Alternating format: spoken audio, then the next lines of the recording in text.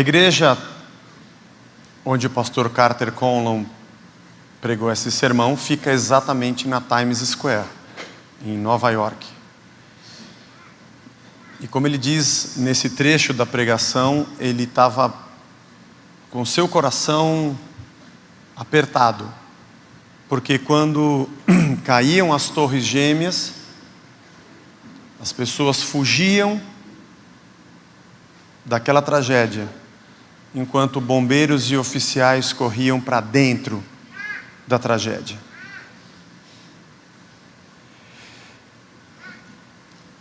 Nós corremos do quê e corremos para onde? E ele faz uma analogia de que nós devemos correr pela nossa vida e nos afastarmos daquilo que tem nos matado. O tema de hoje, desse domingo, no Periago, é a dor causada pela própria religião. Eu sempre digo que esse vídeo do pastor Carter Conlon, aliás, a pregação inteira dele você encontra no YouTube. Nós temos no nosso canal da igreja esse vídeo, que é um pequeno trecho. Assim, semana sim, semana não, é bom você dar uma assistida.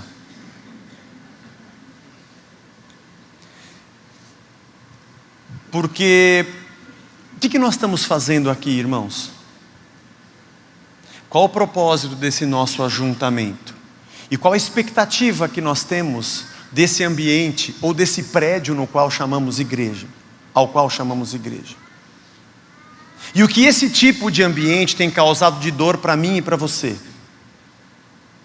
Quantas dores nós carregamos, e quantas mágoas nós temos, que foram acumuladas, enquanto estávamos dentro de um lugar que supostamente existe para remover de nós as dores e as mágoas.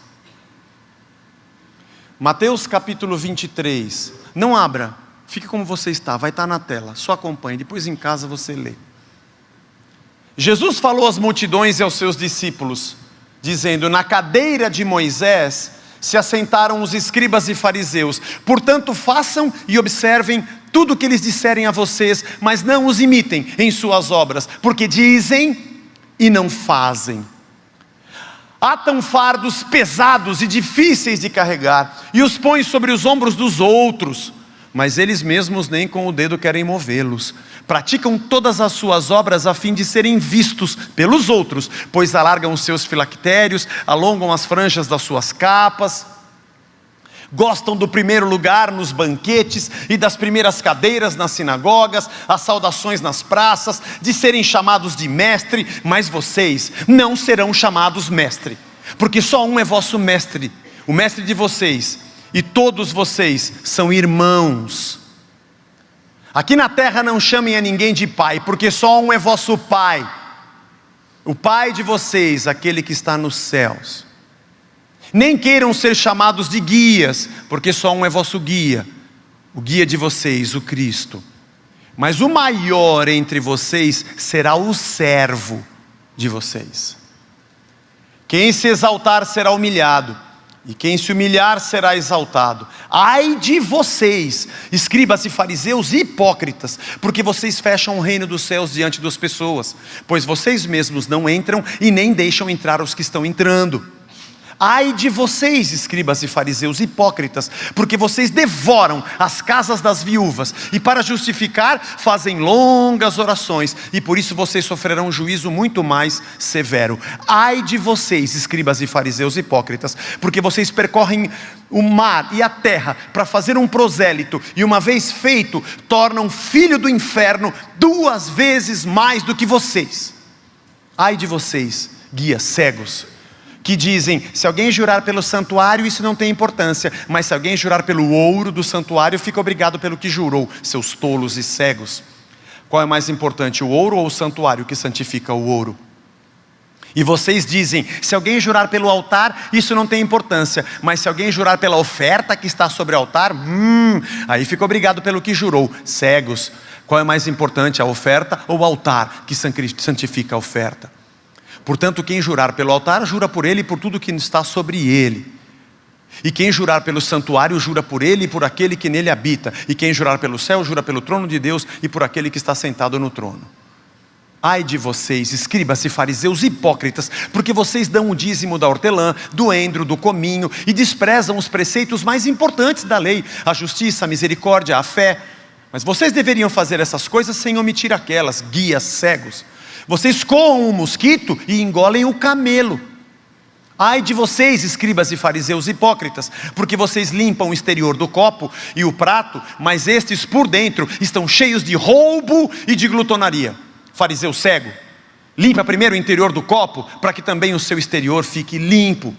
Ai de vocês, escribas e fariseus hipócritas, porque vocês são semelhantes aos sepulcros, pintados de branco, porque por fora se mostram belos, mas interiormente estão cheios de ossos, de mortos e de toda a podridão. Assim também vocês por fora parecem justos aos olhos dos outros, mas por dentro estão cheios de hipocrisia e de maldade. Ai de vocês, escribas e fariseus hipócritas, porque vocês edificam os sepulcros dos profetas, enfeitam os túmulos dos justos e dizem: se nós tivéssemos vivido nos dias dos nossos pais, não teríamos sido os seus cúmplices quando mataram os profetas. Assim, vocês dão testemunho contra si mesmos de que são filhos dos que mataram os profetas. Portanto, tratem de terminar aquilo que o pai de vocês começaram. Serpentes, raça de víboras, como esperam escapar da condenação do inferno? Por isso, eis que eu lhes envio profetas, sábios e escribas. Uns vocês matarão, a outros crucificarão, e a outros ainda vocês açoitarão nas sinagogas, e perseguirão de cidade em cidade, para que recaia sobre vocês todo o sangue justo derramado sobre a terra, desde o sangue do justo Abel, até o sangue de Zacarias, filho de Baraquias, a quem vocês mataram entre o santuário e o altar. Em verdade lhes digo, que todas estas coisas hão de vir sobre a presente geração. Irmãos, como eu queria ter bastante tempo para falar desse texto. Jesus fala sobre escribas e fariseus, uma classe de profundos conhecedores da lei, que colocavam sobre as pessoas o peso do cumprimento dos 613 mandamentos, sem um pingo de misericórdia. Aliás, fariseus e escribas acreditavam que a salvação estava no equilíbrio, ou melhor, no desequilíbrio entre boas obras e más obras. Como se as pessoas conquistassem a benevolência de Deus pelo cumprimento de leis e mandamentos. A liderança religiosa tem uma tentação que nenhum outro tipo de liderança tem. Líderes comuns podem pensar que são deuses, isso acontece muito. Líderes políticos, alguns deles não pensam que são deuses, têm certeza que são. São os mais psicopatas dos psicopatas. Mas a liderança religiosa, um líder religioso não acha que é Deus. Ele é pior do que isso. Ele se acha acima de Deus. Sim, porque ele já conhece os subterfúgios da religião. Ele marca dia para Deus agir. Marca o dia da vitória, a noite do poder, o dia da cura, o dia do livramento. Ele se sente no poder de mandar Deus fazer as coisas que devem ser feitas. Por isso tem gente tão arrebentada e machucada com as falsas mentiras e hipocrisia de líderes assim. Gente que com seus rituais espiritualescos conseguem ordenar o que querem ou pensam que fazem. Porque a liderança religiosa acha que está sobre Deus e o comanda.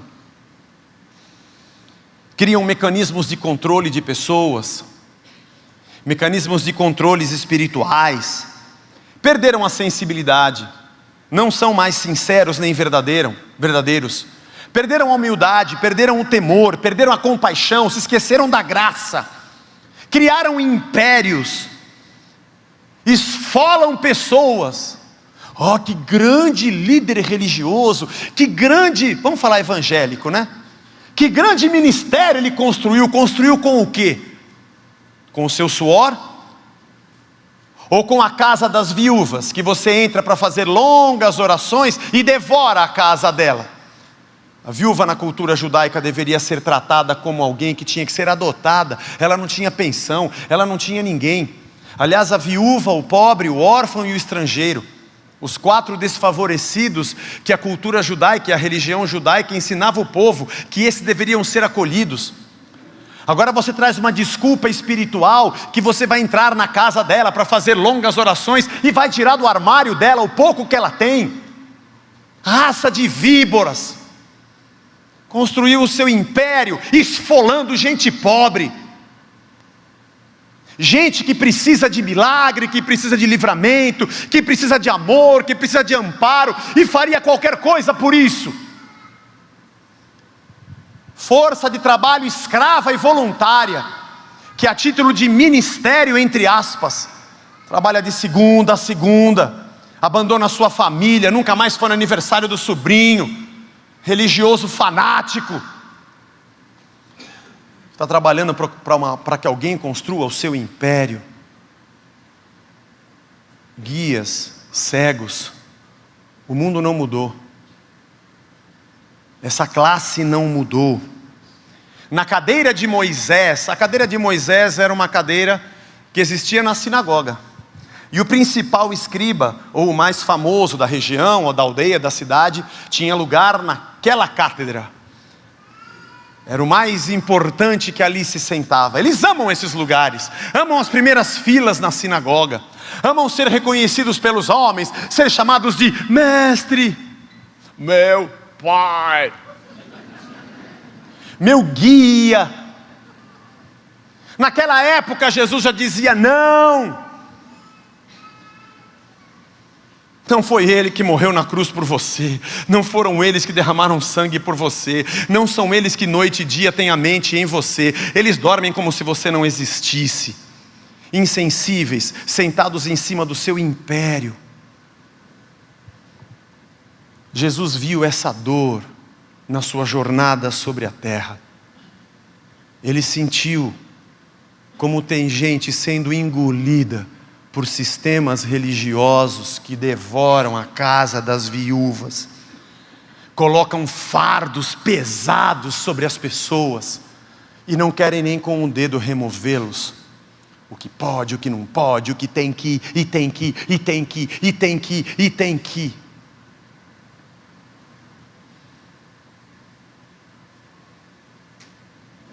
E a multidão dos desgraçados se esfolam para sustentar a família imperial. A história não mudou. A partir disso, Jesus libera essa rajada de metralhadora,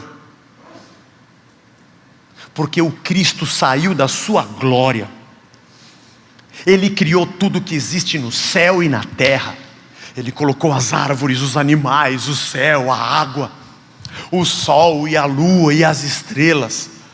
Criou o homem, soprou sobre ele, deu seu fôlego de vida. E quando esse homem peca para a morte, Cristo vem e toma o seu lugar, entra na sua pele, vai para a cruz, leva o pecado da humanidade, carrega sobre si a nossa iniquidade, para chegar aqui e encontrar um bando de vagabundos sem vergonha, que se colocam acima de Deus, que espizinham pessoas, fazem longas orações, mestres, pais, guias.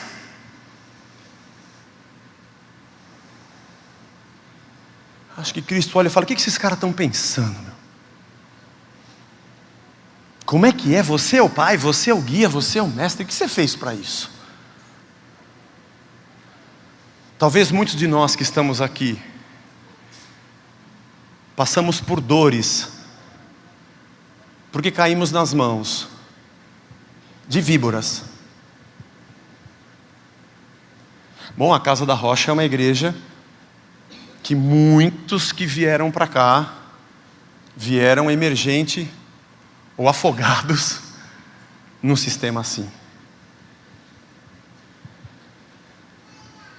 São controladores, são avarentos, e tem uma mistura bombástica, insegurança com vaidade.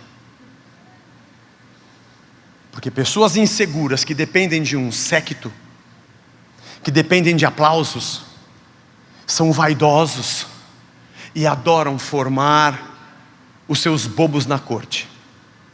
Aliás, música do Resgate que saiu hoje. Todo psicopata tem bobo na corte. E lá estamos nós, dizendo Ave César, fazendo culto ao imperador. Por isso Jesus profere 7 ais. Ai de vocês que fecham o reino, vocês não entram e não deixam ninguém entrar. Não é com sacrifício humano. Meu querido, você está na glória, porque Cristo morreu por nós. Você não depende de mim, nem da minha oração. Eu não sou ninguém, eu sou como você, pecador como você, dependente das mesmas coisas, pagando os mesmos impostos, tomando injeção quando fica doente. Eu não gosto de injeção, você sabe, então eu tomo só o antibiótico, mas se precisar, eles me amarram e dão a injeção e tudo bem. Meu pneu do carro também fura, sabe?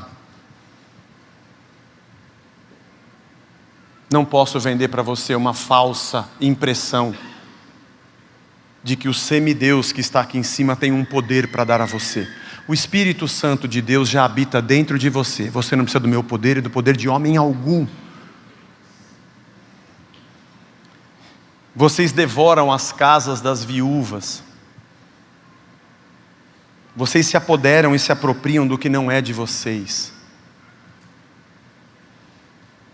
Se alguém jurar pelo altar, tudo bem, pelo templo, tudo bem, mas pelo ouro e pela oferta, não. Ávidos por dinheiro, vai gostar de dinheiro assim lá no quinto dos infernos.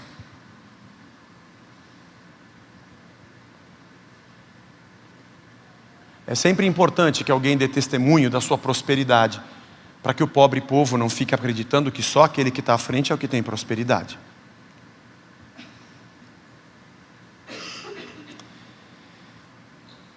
Prosélitos, novos convertidos,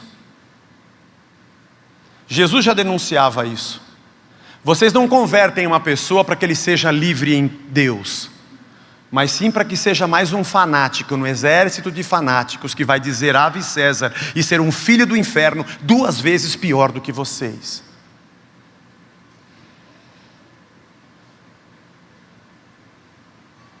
Vocês dão o dízimo do endro e do cominho, cumprem a lei nas coisas pequenas, nas ervas. Trouxe uma folhinha do meu cominho que saiu lá no meu vasinho, é minha parte. Mas misericórdia, compaixão, generosidade vocês não têm. Aliás, o copo de vocês e o prato está limpo por fora, mas dentro tem imundícia, porque dentro a comida que está lá, você comprou com a tua corrupção. Dentro do teu prato tem o sangue e o suor de gente pobre, de quem você arrancou a grana.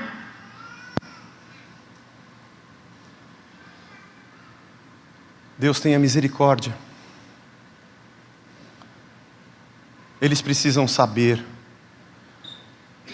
que Deus pode ouvi-los em qualquer lugar, que o sangue da cruz de Cristo nos tornou livres, que ninguém pode cobrar para me dar aquilo que Deus já me deu de graça. Cristo conquista na cruz de graça para o homem. Daqui, Jesus, deixa que eu entrego para eles, viu? De graça, obrigado, Deus abençoe, Jesus. Galera, oferta de R$1.000 para cada um para ter.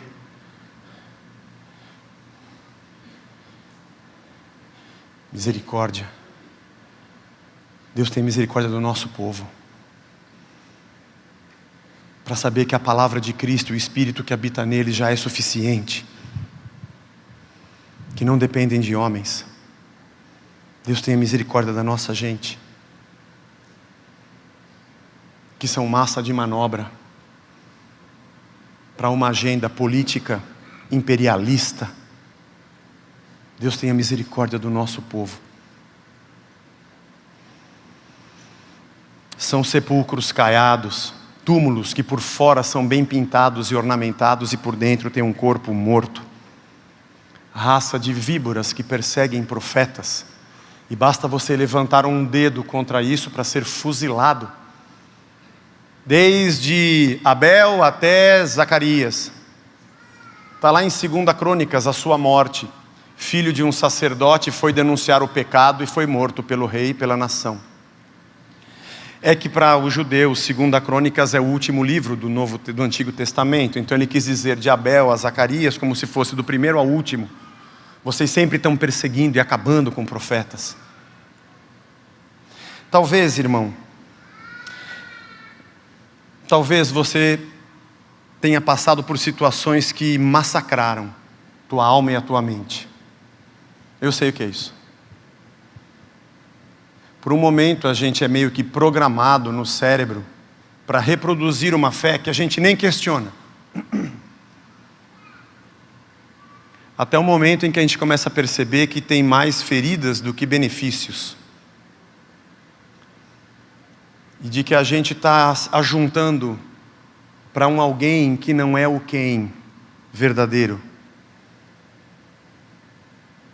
Que projetamos a nossa fé em sistemas e pessoas que na verdade nos destroem. Jesus, quando esteve entre nós no seu periago, ele entendeu isso. Aliás, ele viu e ele sentiu isso. Porque Jesus foi julgado por religiosos. Foram homens desse naipe que ajudaram a turba a gritar: crucifica-o.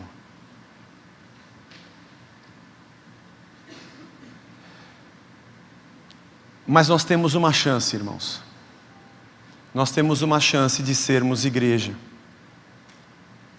Pode ser que muitos aqui estejam machucados, cansados, como Jesus em Mateus 9,35 nos conta a palavra de que olhou para a multidão exausta, aflita, cansada, como ovelhas que não têm pastor, e disse para os discípulos: peçam ao Pai mais trabalhadores para a seara. Gente que entenda o que esse povo sofre, que se multiplique essa gente, que cuidem desse povo. Não precisamos de poceiros, não precisamos de atravessadores, esse tipo de pais, mestres e guias. Não, precisamos de Cristo. Peçam ao Pai, gente comum. Inexplicavelmente, num momento da nossa vida, eu e você dissemos assim: nunca mais eu piso numa igreja, igreja é tudo igual. Pior é que é verdade, irmão, porque igrejas são as pessoas e nós somos assim. Basta você ter um pouquinho mais que você se torne insensível com aquele que sofre.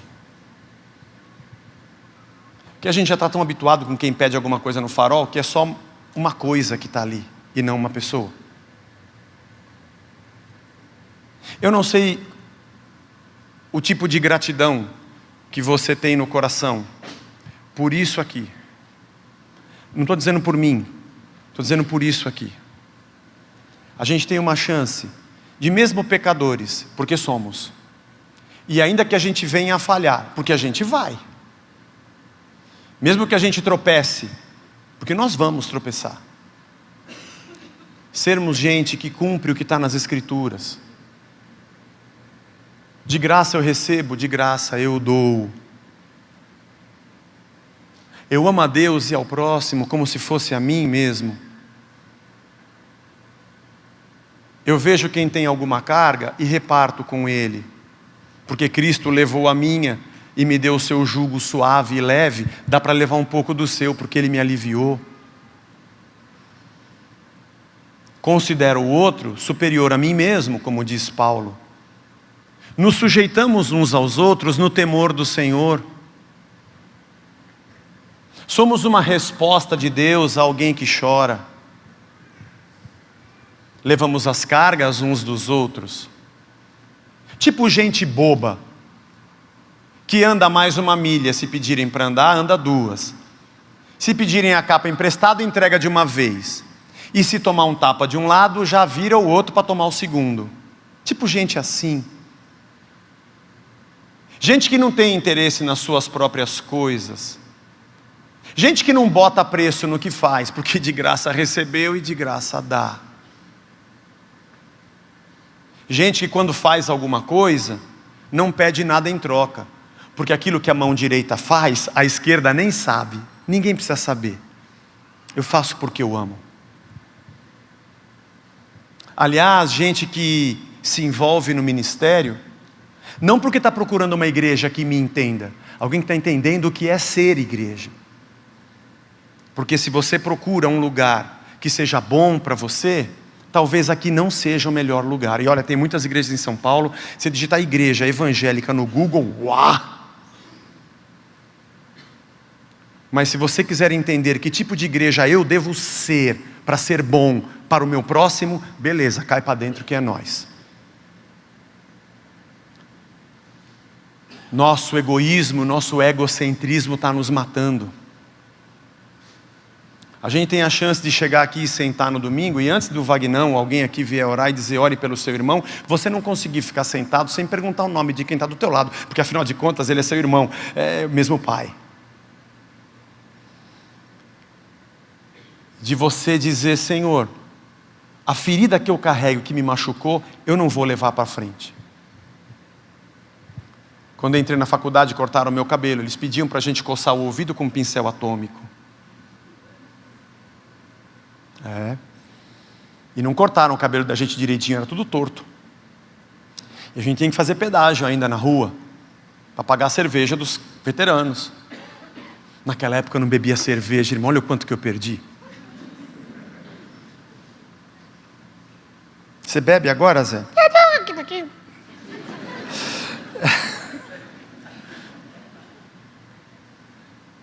Mas tem muita gente assistindo agora, Zé, que eles vão pensar, beleza, já não assiste mais, vai para outro lugar. Já não estava aqui mesmo. Mas aí depois, nos anos seguintes, eu queria revidar, né, irmão? Eu já tinha aquela tesourinha que era dobradinha assim, sem ponta, que é para não machucar, tadinho, só para cortar. Até que um dia proibiram na faculdade, tudo aquilo tudo. Mas eu fiquei bravo porque eu queria descontar. Eu consegui fazer por 3 anos. Eu sofri um só, mas eu mandei ver 3. Porque amor e compaixão, para a gente esquecer é rápido. Mas o ódio a gente mantém por muito tempo e nunca está satisfeito. A gente quer sempre fazer o mal e nunca está satisfeito. Igreja é o lugar que não é um lugar. Igreja é a união daqueles que são discípulos de Cristo e entenderam que precisam morrer, negaram a si mesmos, tomaram a sua cruz e começaram a segui-lo. Que estão prontos para ser servos uns dos outros. E nossas qualificações e dons de Deus servem para alguém e não para mim. Que não estamos num pedestal, mas estamos no chão da fábrica. E ao invés de ferirmos pessoas com a ferida que nos feriu, nossas feridas e cicatrizes são o motivo pelo qual a gente vai ser cura para os outros. E fazermos desse ambiente um ambiente de dádiva. Aliás, aqui você tem uma grande oportunidade de amar. Porque você não é obrigado a vir, você não é obrigado a ser membro, você não é obrigado a dar 10%, não é obrigado a dízimo, não tem dia para dar, não é obrigado a frequentar, nem obrigado a fazer parte de um grupo qualquer para ser habilitado para ser alguma coisa. Aqui você não precisa fazer nada, irmão. Esse aqui é um lugar excelente para os egoístas. A Casa da Rocha é o melhor lugar que tem para você usufruir dos outros sem que você doe nada. Afinal de contas, quem inventou isso foi Cristo, que ao invés de nos pagar, Ele foi na frente e pagou no nosso lugar. E quando a gente pergunta para Ele, Senhor, o que eu preciso fazer para pagar o que o Senhor fez por mim? Ele diz, não dá. Não dá. Ninguém conseguiria, só eu conseguiria fazer isso. Mas o Senhor me perdoou, o que eu faço agora? Vai e não peca mais. Zaqueu, mas eu acho que eu errei demais. Reparte com a galera agora, já estou indo.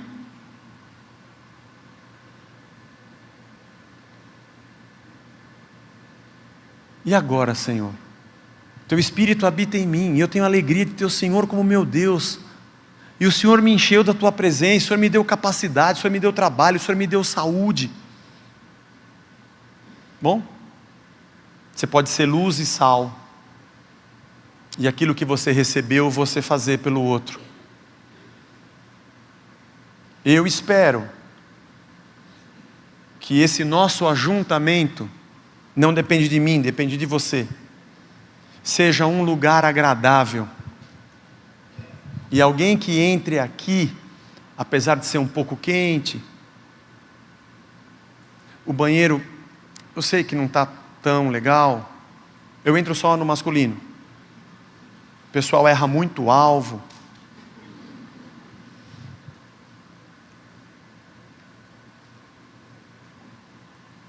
Mas ele não sinta-se abraçado pelo conforto do lugar, mas pelo aconchego da gente que está aqui dentro. Se você tem essas feridas que eu disse aqui, por já ter estado debaixo de opressores dessa forma, só quem passou por isso sabe. Quem está dentro do sistema vai dizer que nós somos todos hereges, e que os santos do pau oco continuam sendo milagrosos. Beleza, fica aí, Deus te abençoe. Mas se você já foi machucado por isso, você tem 3 opções. Nunca mais queira nada que tenha o nome de Deus. 1. Opção 2.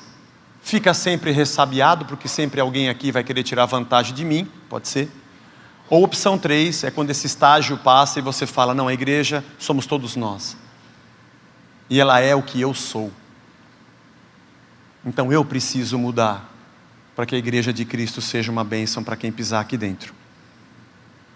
E já que nós estamos numa ceia, diante da mesa do Cordeiro, pegando o pão, meu Senhor, que é o sacrifício dele, e o cálice, que é o sangue dele,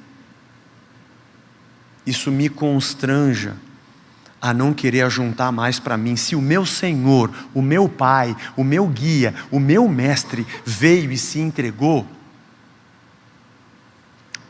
eu preciso fazer o mesmo. Que nós possamos ser a igreja que todos nós esperamos receber.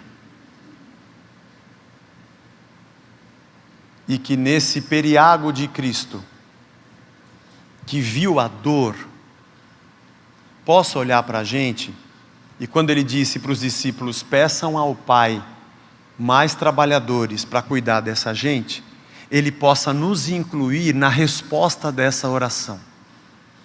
Tem uma galera lá de São Paulo que falaram, estamos aqui, presente, estamos aí, conta com a gente que a gente quer fazer isso aqui. Que legal, então, que bom. Nós queremos ser uma resposta para nós, uns para os outros, e para quem está além dessas 4 paredes. E que Deus nos abençoe. Deus te abençoe a curar as suas feridas. Deus te abençoe a superar isso. Mas eu disse aqui na reunião das 9, que uma das coisas excelentes do passado é que ele já passou. Como disse o mestre Ogway, é um filme evangélico chamado Kung Fu Panda. Ele disse que o futuro é uma coisa que não veio ainda, a gente não sabe, né?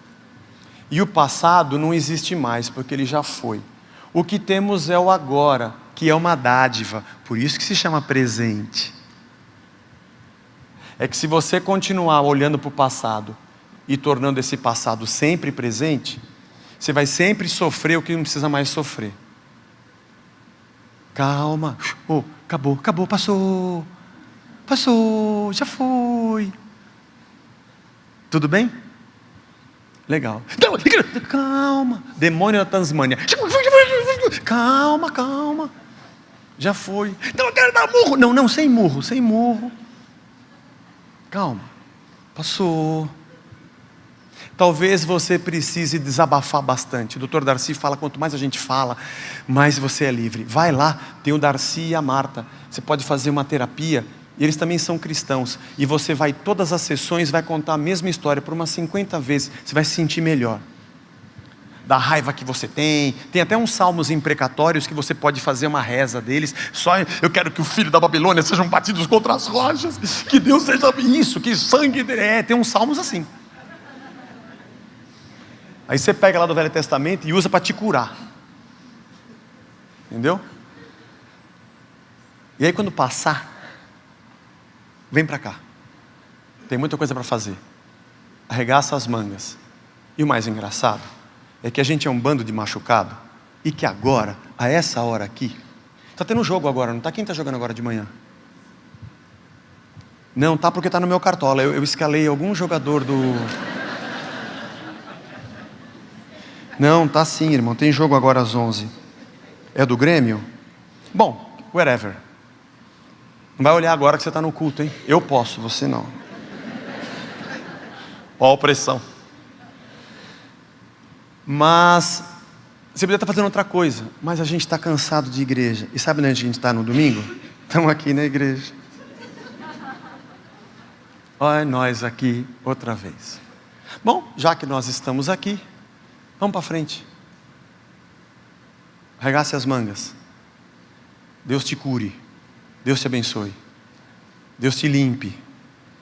Deus limpe a tua memória. Enche o teu coração de paz e alegria da presença do Espírito. Reative o dom que está dentro de você e o prazer de servi-lo e a alegria de fazer por amor. E faça muito, e ame, e reparta. E nunca se arrependa pelo que Deus te deu de graça. Distribua. E que a gente tenha a dignidade, ainda que muito pequena, de termos a honraria de sermos chamados igreja, corpo de Cristo. Para encerrar, eu brinquei aqui que tem aqueles programas de televisão que colocavam um capuz na personalidade e o cara fazia alguma coisa para o pessoal descobrir quem era. Não sei se já viu, é coisa antiga de Silvio Santos, né? Então se era um pintor, se era um escritor, ou se era um jogador com a bola, tinha que adivinhar quem estava encapuzado. Porque o talento a gente está vendo, só não sabe quem é porque a gente não consegue ver a cabeça. Igreja é assim. É o lugar que as pessoas entram e elas veem o amor, a compaixão, a paz, a amizade, a alegria. Eles não conseguem ver o cabeça, eles só veem o corpo. Mas pelo que o corpo faz, eles conseguem imaginar quem deve ser o cabeça. Tem alguns lugares que as coisas que o corpo faz não faz a gente pensar que o cabeça é Cristo. Mas a gente tem a chance, irmãos, de sermos igreja e sermos um sinal do reino para quem ainda não conhece. Senhor Jesus, nos abençoa. Obrigado, meu Deus, pela tua misericórdia e pela tua graça. De pensar, Senhor, que essas atrocidades não estão longe de nós, porque nós somos pecadores e capazes de fazer a mesma coisa. Se a gente não vigiar, nosso coração enganoso e desesperadamente corrupto cai no mesmo pecado. Precisamos todos os dias nos lembrarmos da tua obra na cruz e do que o Senhor fez por nós. Precisamos, Senhor, todo dia cairmos de joelho para dizermos: tem misericórdia de nós, porque somos pecadores, Senhor. E a nossa vida, cada um de nós aqui, na posição que temos no trabalho, na nossa profissão, não importa. Se somos líderes de muitos no nosso emprego, ou líderes de poucos, ou nem somos líderes, mas aonde a gente estiver, somos luz e sal, somos gente que serve. Nos ajuda, Senhor, porque a gente já passou por essa dor. O Senhor conhece a nossa dor, porque o Senhor passou por ela.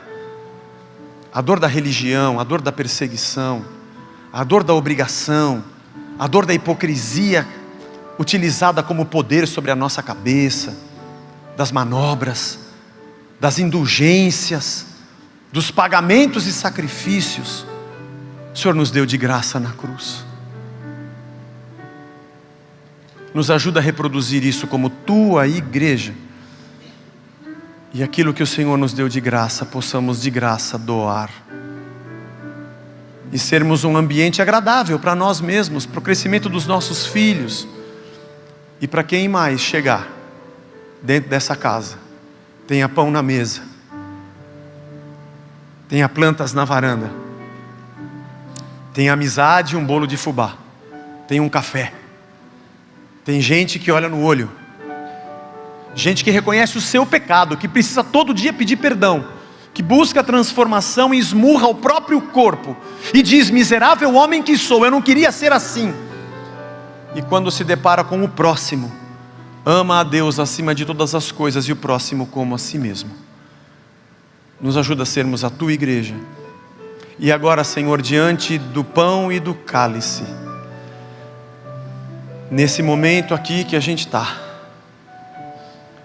possamos olhar para o sacrifício de Cristo, que não nos custou nada, e sermos constrangidos a sermos servos do teu reino, debaixo da tua missão, e uns para os outros sermos um ambiente de amor e paz, em nome de Jesus, amém, amém.